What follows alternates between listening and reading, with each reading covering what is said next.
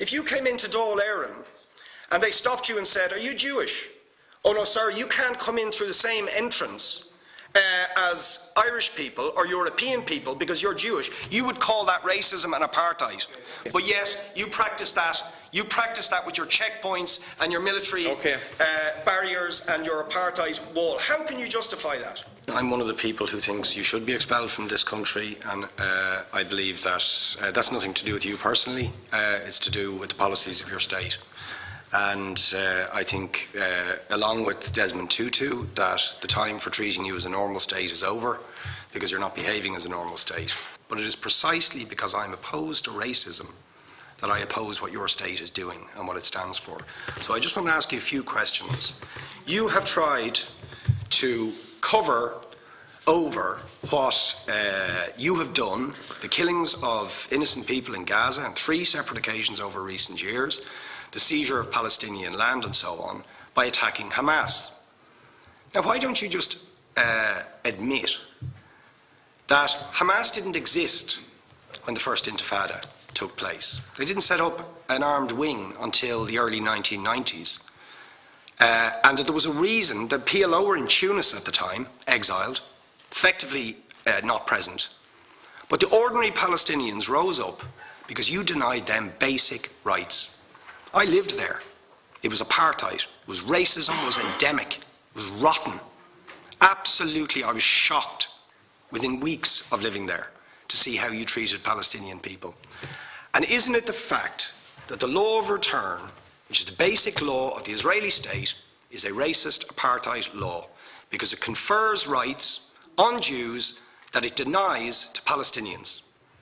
It allows, for example, if I was Jewish and had never stepped foot in Israel, I could claim citizenship there tomorrow, but 6 million people whose origins are in what you now call Israel, who were forced out in 1947 or 48, do not have that right.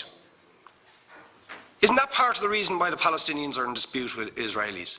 Because you deny them the right to return to their homes and to their land and to their villages, and that they have a legitimate claim, even under international law, to return, but you deny them that right.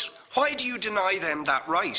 And why do you give that right to other people who have no connection whatsoever with the land, whether you call it Israel or whether you call it Palestine?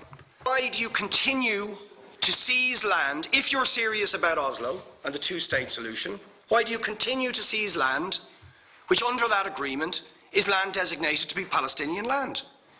500,000 people, most of which has taken place since Oslo. You allow that to happen. Why do you allow it to happen if you're serious about giving this land to the Palestinians? It's absolutely extraordinary. And it just, are you not just taking us, Ambassador, for idiots? That you can say with a straight face, we're serious about peace, but while we're serious about peace, we're going to seize Palestinian land. And you expect the Palestinians to just sit back and do nothing about that. And the world to accept that that is an acceptable way to behave. And you asked earlier on, could we have some constructive solutions? Now you know what the Palestinian people have been asking for.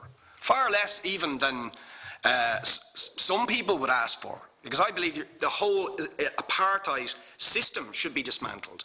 But what they've asked for is to lift the siege of Gaza. Just to lift the siege of Gaza. Let them have an airport. Let them have ports.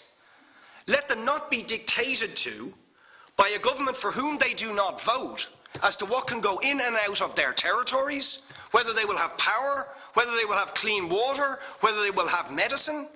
What makes you think you're allowed to have nuclear weapons and the 4th biggest army in the world and visit destruction on the people of Gaza, but they have no right to defend themselves? How do you justify those double standards? And very lastly, Ambassador, people like Bishop Tutu, Nelson Mandela, and I would certainly describe your state as an apartheid state, with different laws for people depending on their race or religion. Now, isn't that just the case? That, for example, at checkpoints going into the West Bank, there's a channel if you're Israeli or European, and there's a channel if you're Arab. Just because you're Arab.